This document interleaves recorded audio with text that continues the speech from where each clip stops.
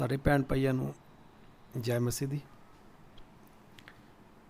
धन्नवाद प्रभु यीशु मसीह दा जिन्हां ने सब फिर तो सानूं एक दूजे नाल रूबरू होने का मौका दिता है। धन्नवाद अज दे सुंदर समय लई, धन्नवाद अज दे शब्द दे दिन लई जो परमेश्वर ने अज दा दिन सानूं दिखाया, अज दी शाम सानूं दिती ताकि असी परमेश्वर दे पाक और पवित्र वचनां दे विच आनंद मान सकीए। अज परमेश्वर ने बहुत अच्छी आत्मिक खुराक दी है इस नौकर नूं ताकि आपां इस खुराक नूं खा के तृप्त होइए और प्रभु यीशु मसीह जी लई तैयार होइए, उन्हां दे स्वरूप दे लई तैयार होइए। क्योंकि आदम दे समय तो स्वरूप बिगड़िया होया, लेकिन परमेश्वर दी आदि तो और अज अंत के दिन चल रहे हैं, यही प्लान है कि स्वरूप परमेश्वर के समान बन जाए, परमेश्वर की तरह बन जाए, क्योंकि स्वरूप खराब होया पिया। प्रभु कहते मैं आज और कल एक जैसा है। कल भी इसी तरह के सीगे और अज भी वो इको जैसे हैं, वो बदलते नहीं हैं, लेकिन उन्होंने ना ही प्लान बदलन। अज भी परमेश्वर का जो कलाम है वो परमेश्वर के प्लान बारे कि परमेश्वर की चाहत क्या है, परमेश्वर साडे जीवन तो की चाहते हैं। सो सब तो पहला मैं चाहांगा कि प्रभु की अनुग्रह कृपा द्वारा कि मैं आप एक छोटी प्रार्थना करिए ताकि असी साडा मन परमेश्वर के वचन लिए तैयार हो जाए, ताकि प्रभु जी सानू सुनने वाले कान देन। इसलिए आओ आपां सारे जने अपनी अखां नूं बंद करिए तो दुआ च चलीए। Let's pray. हालेलुया। धन्नवाद सामर्थी पिता परमेश्वर, तुहाडा धन्नवाद होवे, तुहाडी वडियाई होवे, तुहाडी महिमा होवे, तुहाडी आराधना होवे। राजाओं के राजा प्रभु यीशु मसीह राजा, आपका धन्यवाद, आपकी बड़ाई, आपकी महिमा। सामर्थी पिता परमेश्वर धन्नवाद, जिंदा परमेश्वर धन्नवाद। पवित्र आत्मा जी प्रभु यीशु मसीह नाम धन्नवाद। पवित्र आत्मा जी प्रभु यीशु दे पाक और पवित्र लहू की खातिर तुहाडा धन्नवाद होवे, तुहाडी वडियाई होवे, तुहाडी महिमा होवे। प्रभु जी, प्रभु जी सारा दिन संभाल के रखिया, धन्नवाद प्रभु जी। अज दे शब्द दे दिन लई धन्नवाद प्रभु जी। शाम टाइम मैं दानिश प्रभु जी हालेलुया तुहाडे पाक और पवित्र संतां समेत प्रभु जी, और तुहाडे जिन्हां नूं तुसीं प्यार करदे हो उन्हां सबनां नाल प्रभु जी मिल के तुहाडे पाक और पवित्र चरनां च प्रभु यीशु मसीह नाल हाज़र है। प्रभु जी असीं तुहाडा धन्नवाद होवे, तुहाडी वडियाई होवे, तुहाडी महिमा होवे। सर्वशक्तिमान परमेश्वर जो भी कलाम पवित्र आत्मा जी तुसीं अज दा सानूं दिता है प्रभु जी, वो पवित्र आत्मा जी, वो कलाम पवित्र आत्मा जी हालेलुया असीं सुनिए प्रभु आत्मा जी, इसलिए साडे मन नूं तैयार कर प्रभु जी हालेलुया पवित्र आत्मा जी, ताकि तुहाडे पाक और पवित्र कलाम नूं सुनिए, कले सुनने वाले बनी ना बल्कि प्रभु जी कलाम दे अनुसार अपने जीवन नूं बतीत करिए। ऐसी दया ऐसी कृपा साडे सबना ते पर करो पवित्र आत्मा जी, और सानूं सुनने वाले कान दो मेरे मालक। तुहाडा धन्नवाद होवे, तुहाडी वडियाई होवे, तुहाडी महिमा होवे। और पवित्र आत्मा जी मेरे विचों मैं नहीं परमेश्वर, पवित्र आत्मा जी तुसीं गलबात करो प्रभु जी, प्लीज़ प्रभु जी ये तुसीं दया कृपा करना प्रभु जी। तुहाडा धन्नवाद होवे, तुहाडी वडियाई, तुहाडी महिमा होवे। और सर्वशक्तिमान परमेश्वर बाकी दे रहिंदे समय मैं तुहाडे जोरावर हत्थां विच सौंपदा, इस छोटी बेनती प्रार्थना नूं प्रभु यीशु मसीह नाम च मंगदा, सुनो और कबूल करो। आमीन और आमीन। हालेलुया। धन्नवाद। ਆਪਾਂ परमेश्वर के प्लान के बारे सीखन लगे हैं। मैं भी सीखांगा क्योंकि मैं भी सुनांगा, क्योंकि बोल परमेश्वर है, मैं तो बोल नहीं रहा। तो इस करके जो परमेश्वर बोल रहे हैं तो बड़े सावधानी नाल सुनना है। तो आप परमेश्वर के प्लान नूं सीखन लगे हैं। तो आओ आपां प्रकाशित वाक्या ਉਹਦੀ ਇੱਕ ਦੀ 14 ਤੋਂ 17 तक आयत ਨੂੰ ਆਪਾਂ ਪੜਾਂਗੇ। प्लीज़ ਆਪਾਂ ਸਾਰੇ जने अपनी अपनी बाइबल खोल लो। तो आप प्रकाशित वाक्या 1:14 ਤੋਂ 17 तक पढ़ना है, और मैं ਤੁਹਾਡੇ ਨਾਲ 14 ਤੋਂ 17 मैं ਤੁਹਾਨੂੰ शेयर ਆਪਾਂ मिल के शेयर करते हैं। प्लीज़ सुनियो।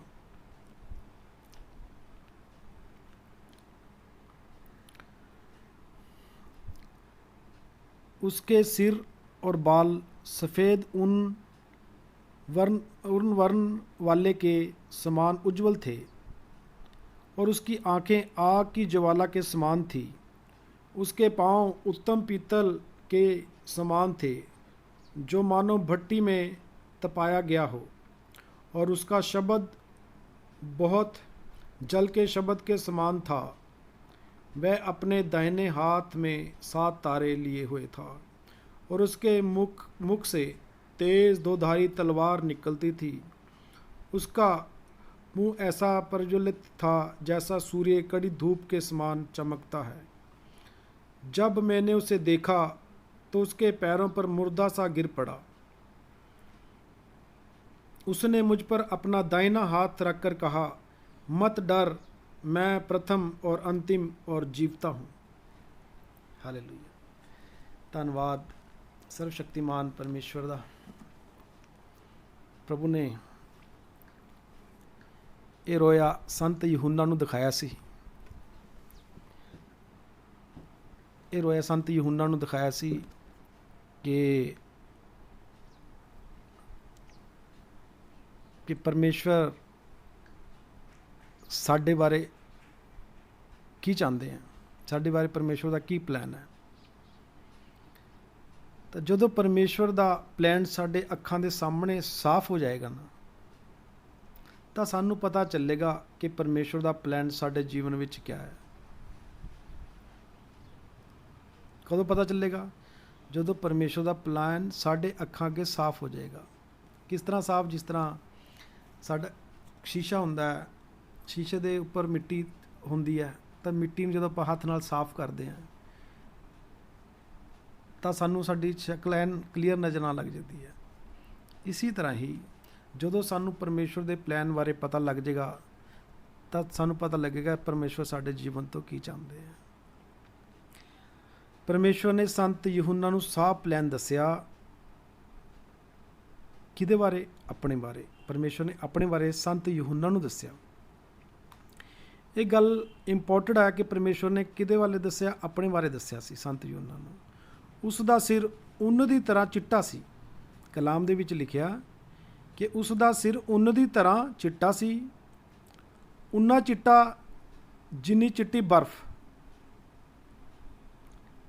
ਹੁਣ ਸਭ ਤੋਂ ਪਹਿਲਾਂ ਤਾਂ ਆਪਾਂ ਸਿਰ ਨੂੰ ਦੇਖਦੇ ਹਾਂ ਵੀ ਸਾਨੂੰ ਸਿਰ ਕਿਉਂ ਦਿਖਾਇਆ ਗਿਆ, ਸਾਨੂੰ ਸਿਰ ਬਾਰੇ ਕੀ ਦੱਸਣਾ ਚਾਹੁੰਦੇ ਆ। ਸਿਰ ਦਿਖਾਉਂਦਾ ਹੈ ਵਿਚਾਰਾਂ ਦੇ ਬਾਰੇ। ਸਿਰ ਸਾਨੂੰ ਵਿਚਾਰਾਂ ਬਾਰੇ ਦੱਸਦਾ, ਔਰ ਬਰਫ਼ ਸਾਨੂੰ ਦਿਖਾਉਂਦੀ ਹੈ ਆਤਮਾ ਦੇ ਬਾਰੇ। ਉੱਨ ਔਰ ਬਰਫ਼, ਫਿਰ ਦੋਨੋਂ ਉੱਨ ਦੀ ਤਰ੍ਹਾਂ, ਉੱਨ ਔਰ ਬਰਫ਼, ਇਹਨਾਂ ਦੇ ਬਾਰੇ ਵੀ ਪਰਮੇਸ਼ਵਰ ਨੇ ਕਲਾਮ ਦੇ ਵਿੱਚ ਦੱਸਿਆ। ਉੱਨ ਔਰ ਬਰਫ਼ ਦਿਖਾਉਂਦੀ ਹੈ ਬੇਹੱਦ ਪਵਿੱਤਰਤਾਈ ਨੂੰ। ਸਾਡਾ ਪਰਮੇਸ਼ਵਰ ਆਪਣੇ ਮਨ ਦੇ ਵਿੱਚ ਔਰ ਆਤਮਾ ਦੇ ਵਿੱਚ ਬੇਹੱਦ ਪਵਿੱਤਰ ਹੈ। ਇਹ ਉੱਨ ਔਰ ਬਰਫ਼ ਦੇ ਬਾਰੇ ਦੱਸਿਆ ਹੈ ਕਿ ਸਾਡਾ ਪਰਮੇਸ਼ਵਰ ਪਵਿੱਤਰਤਾਈ ਦੇ ਵਿੱਚ, ਹਾਲੇਲੂਇਆ, ਬੇਹੱਦ ਪਵਿੱਤਰ ਹੈ। ਔਰ ਉਹ ਚਾਹੁੰਦੇ ਹਨ, ਪਰਮੇਸ਼ਵਰ ਚਾਹੁੰਦੇ ਹਨ ਕਿ ਸਾਡੇ ਵਿੱਚ ਵੀ ਇਹੀ ਪਵਿੱਤਰਤਾਈ ਹੋਵੇ। ਕਿਹਦੀ ਪਵਿੱਤਰਤਾਈ? ਮਨ ਦੀ ਪਵਿੱਤਰਤਾਈ, ਬਾਹਰ ਦੀ ਪਵਿੱਤਰਤਾਈ ਨਹੀਂ। ਪ੍ਰਭੂ ਕਹਿੰਦੇ ਮਨੁੱਖ ਤਾਂ ਬਾਹਰੀ ਰੂਪ ਦੇਖਦਾ, ਮੈਂ ਯਹੋਵਾ ਮਨਾਂ ਨੂੰ ਜਾਂਚਣ ਵਾਲਾ ਪਰਮੇਸ਼ਵਰ ਹੈ। ਪਰਮੇਸ਼ਵਰ ਕਿਹਨੂੰ ਦੇਖਦੇ ਆ? ਮਨ ਨੂੰ ਦੇਖਦੇ ਆ। ਇਨਸਾਨ ਤਾਂ ਬਾਹਰੋਂ ਦੇਖਦਾ ਕਿ ਬੰਦਾ ਦੀ ਸ਼ਕਲ ਕਿਹੋ ਜਿਹੀ ਹੈ, ਕਿਹੋ ਜਿਹੇ ਕੱਪੜੇ ਪਾਏ ਹੋਏ ਆ, ਕਿਹੋ ਜਿਹੇ ਬੂਟ ਪਾਏ ਹੋਏ ਆ, ਕਿਹੋ ਜਿਹਾ ਚਸ਼ਮਾ ਲਾਇਆ ਹੋਇਆ। ਇਨਸਾਨ ਤਾਂ ਇਹ ਦੇਖਦਾ ਹੈ, ਲੇਕਿਨ ਪ੍ਰਭੂ ਕਹਿੰਦੇ ਮੈਂ ਯਹੋਵਾ ਮਨ ਨੂੰ ਜਾਂਚਦਾ ਹਾਂ। ਪਰਮੇਸ਼ਵਰ ਮਨ ਨੂੰ ਦੇਖਦੇ ਆ। ਤਾਂ ਇਸੀ ਤਰ੍ਹਾਂ ਹੀ ਪਰਮੇਸ਼ਵਰ ਜਿਹੜੀ ਸਾਡੀ ਪਵਿੱਤਰਤਾਈ ਚਾਹੁੰਦੇ ਆ, ਉਹ ਮਨ ਦੀ ਪਵਿੱਤਰਤਾਈ ਚਾਹੁੰਦੇ ਆ। ਜਿਹੜੀ ਮਨ ਦੀ ਪਵਿੱਤਰਤਾਈ ਆ, ਉਹ ਫਿਰ ਕੀ ਕੰਮ ਕਰਦੀ ਹੈ? ਜਦੋਂ ਬੰਦੇ ਦਾ ਮਨ ਪਵਿੱਤਰ ਹੋ ਜਾਂਦਾ ਹੈ ਤਾਂ ਉਸ ਇਨਸਾਨ ਨੂੰ ਪਰਮੇਸ਼ਵਰ ਦੇ ਨੇੜੇ ਲਿਆਉਂਦੀ ਹੈ। ਜਦੋਂ ਤੱਕ ਮਨ ਪਵਿੱਤਰ ਨਹੀਂ ਹੈ, ਉਦੋਂ ਤੱਕ ਕੋਈ ਵੀ ਇਨਸਾਨ ਪਰਮੇਸ਼ਵਰ ਦੇ ਨੇੜੇ ਨਹੀਂ ਆ ਸਕਦਾ। ਇੱਕ ਮਨ ਦੀ ਪਵਿੱਤਰਤਾਈ ਹੀ ਹੈ ਜਿਹੜੀ ਇੱਕ ਮਨੁੱਖ ਨੂੰ ਪਰਮੇਸ਼ਵਰ ਦੇ ਨੇੜੇ ਲੈ ਕੇ ਆਉਂਦੀ ਹੈ। ਸੋ ਉਸ ਤੋਂ ਬਾਅਦ ਫਿਰ ਦਿਖਾਇਆ ਕਲਾਮ ਦੇ ਵਿੱਚ, ਉਸ ਦੀਆਂ ਅੱਖਾਂ ਅੱਗ ਦੀਆਂ ਲਾਟਾਂ ਵਰਗੀਆਂ ਸੀ। ਉਸ ਦੀਆਂ ਅੱਖਾਂ ਅੱਗ ਦੀਆਂ ਲਾਟਾਂ ਵਰਗੀਆਂ ਸੀ। ਅੱਗ ਦੀਆਂ ਲਾਟਾਂ ਦਿਖਾਉਂਦੀਆਂ ਹਨ, ਜਿਹੜੀਆਂ ਅੱਗ ਦੀਆਂ ਲਾਟਾਂ ਹੈ ਉਹ ਸਾਨੂੰ ਦਿਖਾਉਂਦੀਆਂ ਹਨ ਆਤਮਾ ਦੀ ਦੇਖਣ ਦੀ ਤਾਕਤ ਕਿੰਨੀ ਪਾਵਰਫੁਲ ਹੈ, ਕਿ ਪਰਮੇਸ਼ਵਰ ਦੇ ਆਤਮਾ ਦੀ ਦੇਖਣ ਦੀ ਤਾਕਤ ਕਿੰਨੀ ਪਾਵਰਫੁਲ ਹੈ। ਅੱਗ ਦੀਆਂ ਲਾਟਾਂ ਵਰਗੀ ਅੱਖਾਂ। ਫਿਰ ਇਹ ਅੱਗ ਦੀਆਂ ਲਾਟਾਂ ਦਿਖਾਉਂਦੀਆਂ ਸੀ, ਫਿਰ ਅੱਖਾਂ ਕੀ ਦਿਖਾ ਰਹੀਆਂ? ਆਤਮਿਕ ਪਲਾਨ ਨੂੰ। ਪਰਮੇਸ਼ਵਰ ਦਾ ਜਿਹੜਾ ਆਤਮਿਕ ਪਲਾਨ ਹੈ ਉਹ ਸਾਡੇ ਬਾਰੇ ਕਿਆ ਹੈ। ਪਰਮੇਸ਼ਵਰ ਦੇ ਆਤਮਾ ਦੀਆਂ ਅੱਖਾਂ ਇੰਨੀਆਂ ਰੋਸ਼ਨ ਹਨ ਕਿ ਉਹਨਾਂ ਤੋਂ ਕੋਈ ਵੀ ਚੀਜ਼ ਛੁਪ ਨਹੀਂ ਸਕਦੀ। ਇਸੇ ਤਰ੍ਹਾਂ ਉਹ ਚਾਹੁੰਦੇ ਆ ਕਿ ਸਾਡੇ ਆਤਮਾ ਦੀ ਅੱਖਾਂ ਵੀ ਇੰਨੀਆਂ ਰੋਸ਼ਨ ਹੋਣ ਕਿ ਕੋਈ ਵੀ ਚੀਜ਼ ਮਤਲਬ ਕਿਸੇ ਵੀ ਤਰ੍ਹਾਂ ਦਾ ਪਾਪ ਸਾਡੇ ਅੰਦਰ ਤੋਂ ਛੁਪ ਕੇ ਕੰਮ ਨਾ ਕਰੇ। ਕੀ ਹੁੰਦਾ ਹੈ ਕਿ ਇੱਕ ਇਨਸਾਨ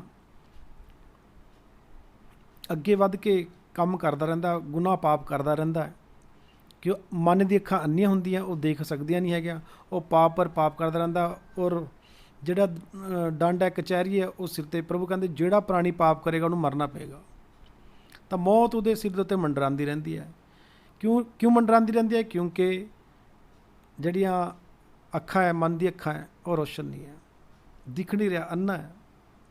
ਇਸ ਲਈ ਸਾਨੂੰ ਚਾਹੀਦੀ ਹੈ ਕਿ ਸਾਡੇ ਆਤਮਾ ਦੀ ਅੱਖਾਂ ਇੰਨੀਆਂ ਰੋਸ਼ਨ ਹੋਣੀਆਂ ਚਾਹੀਦੀਆਂ ਕਿ ਕੋਈ ਵੀ ਚੀਜ਼, ਕੋਈ ਵੀ ਕਿਸੇ ਵੀ ਤਰ੍ਹਾਂ ਦਾ ਸਾਡੇ ਅੰਦਰ ਪਾਪ ਹੈ ਉਹ ਸਾਨੂੰ ਦਿਖਾਈ ਦੇਵੇ। ਸਾਡੇ ਸਭਨਾਂ ਦੇ ਜੀਵਨ ਦੇ ਲਈ ਪਰਮੇਸ਼ਵਰ ਦੀ ਵੀ ਇਹ ਚਾਹਤ ਹੈ ਕਿ ਸਾਡੀਆਂ ਅੱਖਾਂ ਅੱਗ ਦੀਆਂ ਲਾਟਾਂ ਹੋਣ, ਸਾਡੇ ਸਭਨਾਂ ਦੀ। ਇਹ ਪਰਮੇਸ਼ਵਰ ਦੇ ਪਲਾਨ ਬਾਰੇ ਹੈ ਕਿ ਪਰਮੇਸ਼ਵਰ ਨੇ ਪਲਾਨ ਪਹਿਲਾਂ ਤੋਂ ਹੀ ਸਾਡੇ ਲਈ, ਗੱਲ ਪਲਾਨ ਦੀ ਹੋ ਰਹੀ ਹੈ, ਪਰਮੇਸ਼ਵਰ ਦੀ ਚਾਹਤ ਦੀ ਹੋ ਰਹੀ ਹੈ ਕਿ ਉਹ ਸਾਡੇ ਤੋਂ, ਉਹਨਾਂ ਦੇ ਸ਼ੁਰੂ ਤੋਂ ਸਾਡੇ ਬਾਰੇ ਕੀ ਚਾਹੁੰਦੇ ਹੋ। ਉਹਨਾਂ ਨੇ ਦਿਖਾਇਆ, ਰੋਇਆ ਦਿਖਾਇਆ, ਯੂਹੰਨਾ ਨੂੰ ਦਿਖਾਇਆ ਕਿ ਮੈਂ ਯੂਹੰਨਾ ਨੂੰ ਕਾਹਦੇ ਲਈ ਆਪਣਾ ਰੂਪ ਕਾਹਦੇ ਲਈ ਦਿਖਾ ਰਹੇ ਸੀ ਕਿ ਮੈਂ ਇਹ ਚਾਹੁੰਦਾ ਤੁਹਾਡੇ ਤੋਂ ਕਿ ਤੁਸੀਂ ਐਸੇ ਬਣੋ। ਕਿ ਸਾਡੇ ਸਭਨਾਂ ਦਾ ਜੀਵਨ ਦੇ ਲਈ ਪਰਮੇਸ਼ਵਰ ਦੀ ਵੀ ਇਹੀ ਚਾਹਤ ਹੈ ਕਿ ਸਾਡੀਆਂ ਅੱਖਾਂ ਅੱਗ ਦੀਆਂ ਲਾਟਾਂ ਹੋਣ, ਔਰ ਸਾਡਾ ਸਿਰ, ਸਾਡੇ ਵਿਚਾਰ ਸ਼ੁੱਧ ਹੋਣ ਔਰ ਬੇਦਾਗ ਹੋਣ। ਸਾਡਾ ਵੀ ਸਿਰ ਜਿਹੜਾ ਹੋਵੇ, ਜਿਹੜੇ ਸਾਡੇ ਵਿਚਾਰ ਹੈ ਉਹ ਸ਼ੁੱਧ ਔਰ ਬੇਦਾਗ ਹੋਣ। ਇਹ ਪਰਮੇਸ਼ਵਰ ਦੀ ਚਾਹਤ ਹੈ ਤੁਹਾਡੇ ਤੋਂ ਔਰ ਮੇਰੇ ਤੋਂ। ਇਹ ਉਹਨਾਂ ਦਾ ਪਲਾਨ ਹੈ। ਫਿਰ ਸੀਗਾ ਉਸ ਦੇ ਪੈਰ ਉੱਤਮ ਪਿੱਤਲ ਵਰਗੇ। ਉੱਤਮ ਪਿੱਤਲ ਦਿਖਾਉਂਦਾ ਹੈ ਜੀਵਨ ਦੇ ਸਾਰੇ ਚਾਲ ਚੱਲਣ ਨੂੰ, ਕਿ ਇੱਕ ਇਨਸਾਨ ਆਪਣੇ ਜੀਵਨ ਦੇ ਵਿੱਚ ਕਿਸ ਤਰ੍ਹਾਂ ਚੱਲ ਰਿਹਾ, ਕਿਸ ਤਰ੍ਹਾਂ ਫਿਰ ਰਿਹਾ। ਇਹ ਜੀਵਨ ਦੇ ਸਾਰੇ ਚਾਲ ਚੱਲਣ ਨੂੰ ਦਿਖਾਉਂਦਾ ਹੈ। ਔਰ ਅਸੀਂ ਆਪਣੇ ਪੈਰਾਂ ਦੀ ਪ੍ਰਤੀ ਚੌਕਸ ਰਹਿਣਾ ਹੈ। ਪਰਮਾਤਮਾ ਨੇ ਸਾਨੂੰ ਦੱਸਿਆ ਹੈ ਕਿ ਤੁਸੀਂ ਆਪਣੇ ਪੈਰਾਂ ਦੇ ਪ੍ਰਤੀ ਚੌਕਸ ਰਹਿਣਾ ਹੈ ਕਿ ਇਹ ਕਿਸ ਪਾਸੇ ਨੂੰ ਚੱਲ ਰਹੇ ਆ। ਪੈਰਾਂ ਦਾ ਬਹੁਤ ਖਿਆਲ ਰੱਖਣਾ ਹੈ। ਇਹ ਸਾਡੇ ਵਾਸਤੇ ਹੁਕਮ ਹੈ। ਫਿਰ ਭੱਠੀ ਵਿੱਚ ਤਪਾਏ ਗਏ, ਆਪਾਂ ਕਲਾਮ ਦੇ ਵਿੱਚ ਦੇਖ ਰਹੇ ਸੀ ਕਿ ਪੈਰ ਉੱਤਮ ਪਿੱਤਲ ਦੇ ਆ ਅਤੇ ਤਪਾਏ ਹੋਏ ਆ। ਹੁਣ ਭੱਠੀ ਵਿੱਚ ਤਪਾਏ ਹੋਏ ਦਾ ਮਤਲਬ ਕੀ ਹੈ? ਭੱਠੀ ਵਿੱਚ ਤਪਾਏ ਗਏ ਦਾ ਮਤਲਬ ਹੈ ਬਹੁਤ ਵੱਡੀ ਪਰਖ ਔਰ ਅਜ਼ਮਾਇਸ਼ਾਂ ਵਿੱਚੋਂ ਨਿਕਲਣਾ। ਬਹੁਤ ਵੱਡੀ ਪਰਖ, ਛੋਟੀ ਪਰਖ ਨਹੀਂ ਕਿ ਥੋੜ੍ਹੀ ਜਿਹੀ ਪਰਖ ਆਈ, ਨਹੀਂ, ਬਹੁਤ ਵੱਡੀ ਪਰਖ ਔਰ ਅਜ਼ਮਾਇਸ਼ਾਂ ਦੇ ਵਿੱਚੋਂ ਨਿਕਲਣਾ। ਇਹ ਨਹੀਂ ਅਜ਼ਮਾਇਸ਼ ਔਰ ਪਰਖ ਦੇ ਵਿੱਚ ਫਸੇ ਬੈਠਾ, ਉਹ 'ਚੋਂ ਨਿਕਲਣਾ ਵੀ ਹੈ। ਪੈਰਾਂ ਦਾ ਕੀ ਕੰਮ ਹੈ? ਪੈਰਾਂ ਦਾ ਕੰਮ ਹੈ ਦੌੜਨਾ, ਪੈਰਾਂ ਦਾ ਕੰਮ ਹੈ ਤੁਰਨਾ, ਉਹਦੇ ਵਿੱਚੋਂ ਨਿਕਲਣਾ ਹੈ। ਪਰਖ ਔਰ ਅਜ਼ਮਾਇਸ਼ਾਂ ਵਿੱਚੋਂ ਨਿਕਲਣਾ ਹੈ। ਅਜ਼ਮਾਇਸ਼ ਔਰ ਪਰਖ ਪੈਰਾਂ ਨੂੰ ਤਪਾਉਂਦੀ ਹੈ ਔਰ ਚਮਕ ਲਿਆਉਂਦੀ ਹੈ। ਅਜ਼ਮਾਇਸ਼ ਔਰ ਪਰਖਾਂ ਦਾ ਕੰਮ ਕੀ ਹੈ? ਉਹ ਪੈਰਾਂ ਨੂੰ ਤਪਾਉਂਦੀ ਹੈ ਔਰ ਪੈਰਾਂ ਦੇ ਵਿੱਚ ਚਮਕ ਲਿਆਉਂਦੀ ਹੈ। ਇਹ ਅਜ਼ਮਾਇਸ਼ਾਂ ਸਾਨੂੰ ਨਾਸ਼ ਨਹੀਂ ਕਰ ਸਕਦੀਆਂ, ਸਗੋਂ ਇਸ ਤਰ੍ਹਾਂ ਨਾਲ ਸਾਡੇ ਅੰਦਰ ਚੌਕਸੀ ਦਾ ਜੀਵਨ ਔਰ ਪਵਿੱਤਰਤਾਈ ਦਾ ਜੀਵਨ ਜਿਉਣ ਦੇ ਲਈ ਹੋਰ ਜ਼ਿਆਦਾ ਅਨੁਗ੍ਰਹਿ ਔਰ ਕਿਰਪਾ ਮਿਲਦੀ ਹੈ। ਇਹ ਪੈਰਾਂ ਦਾ ਕੰਮ ਹੈ। ਇਸ ਤਰ੍ਹਾਂ ਨਾਲ ਸਾਡੇ ਜੀਵਨ ਵਿੱਚ ਬਹੁਤ ਜ਼ਿਆਦਾ ਚਮਕ ਆ ਜਾਵੇਗੀ। ਫਿਰ ਉਸ ਤੋਂ ਬਾਅਦ ਸੰਤ ਯੂਹੰਨਾ ਨੇ ਪਰਮੇਸ਼ਵਰ ਨੂੰ ਦੇਖਿਆ ਅਤੇ ਉਹ ਪੈਰਾਂ ਵਿੱਚ ਡਿੱਗ ਪਿਆ। ਜਦੋਂ ਸੰਤ ਯੂਹੰਨਾ ਨੇ ਪਰਮੇਸ਼ਵਰ ਨੂੰ ਦੇਖਿਆ ਅਤੇ ਉਹ ਪੈਰਾਂ ਵਿੱਚ ਡਿੱਗ ਪਿਆ। ਜਦੋਂ ਪਰਮੇਸ਼ਵਰ ਦਾ ਪ੍ਰਕਾਸ਼ ਸਾਨੂੰ ਮਿਲ ਜਾਂਦਾ ਹੈ, ਪ੍ਰਕਾਸ਼ ਦਾ ਮਤਲਬ ਕੀ ਹੈ? ਗਿਆਨ। ਜਦੋਂ ਪਰਮੇਸ਼ਵਰ ਦਾ ਗਿਆਨ ਸਾਨੂੰ ਮਿਲ ਜਾਂਦਾ ਹੈ ਤਾਂ ਅਸੀਂ ਆਪਣੇ ਪੁਰਾਣੇ ਜੀਵਨ ਲਈ ਮਰ ਜਾਂਦੇ ਹਾਂ।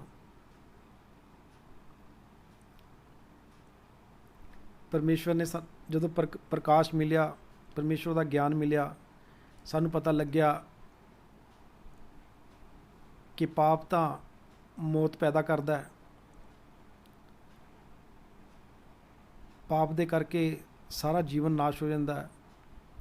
ਜਿਸ ਤਰ੍ਹਾਂ ਗਿਆਨ ਮਿਲਦਾ ਜਾਂਦਾ ਹੈ ਤਾਂ ਫਿਰ ਉਹ ਇਨਸਾਨ ਕੀ ਕਰਦਾ ਹੈ ਕਿ ਉਹ ਪੁਰਾਣੇ ਜੀਵਨ ਦੇ ਲਈ, ਉਹ ਪੁਰਾਣੇ ਜੀਵਨ ਨੂੰ ਸੱਚੀ ਤੋਬਾ ਕਰਦਾ। ਸਭ ਤੋਂ ਪਹਿਲਾਂ ਤੋਬਾ ਕਰਦਾ, ਫਿਰ ਉਹ ਪੁਰਾਣੇ ਜੀਵਨ ਨੂੰ ਛੱਡ ਦਿੰਦਾ। ਫਿਰ ਜਿਸ ਤਰ੍ਹਾਂ ਕਲਾਮ ਦੇ ਵਿੱਚ ਲਿਖਿਆ, ਪੁਰਾਣੀ ਬਾतें ਬੀਤ ਗਈ, ਦੇਖੋ ਸਭ ਕੁਝ ਨया ਹੋ ਗਿਆ। ਫਿਰ ਉਹ ਨया ਜੀਵਨ, ਨਏ ਹੋਣ ਤੋਂ ਬਾਅਦ ਕੀ ਹੈ, ਨਵੀਂ ਚਾਲ ਚੱਲਦਾ ਹੈ, ਨਵੇਂ ਜੀਵਨ ਦੀ ਚਾਲ, ਪ੍ਰਭੂ ਯਿਸੂ ਮਸੀਹ ਦੀ ਚਾਲ, ਜੋਏ ਜੀਵਨ, ਆਤਮਿਕ ਜੀਵਨ, ਜੇਤੂ ਜੀਵਨ। ਪਹਿਲਾਂ ਤਾਂ ਹਾਰਿਆ ਹੋਇਆ ਜੀਵਨ ਸੀਗਾ, ਫਿਰ ਜੇਤੂ ਜੀਵਨ ਜਿੰਦਾ ਹੈ। ਫਿਰ ਇੱਕ ਸੰਤ ਪਰਮੇਸ਼ਵਰ ਦੀ ਤਰ੍ਹਾਂ ਦਾ ਜੀਵਨ ਕਹਿੰਦੇ ਇਸ ਨੂੰ, ਯਿਸੂ ਮਸੀਹ ਵਰਗਾ ਜੀਵਨ, ਫਿਰ ਉਹ ਜਿੰਦਾ ਹੈ। ਫਿਰ ਸੱਜਾ ਹੱਥ ਵੀ ਦਿਖਾਇਆ, ਕਲਾਮ ਦੇ ਵਿੱਚ ਲਿਖਿਆ ਸੱਜੇ ਹੱਥ ਬਾਰੇ।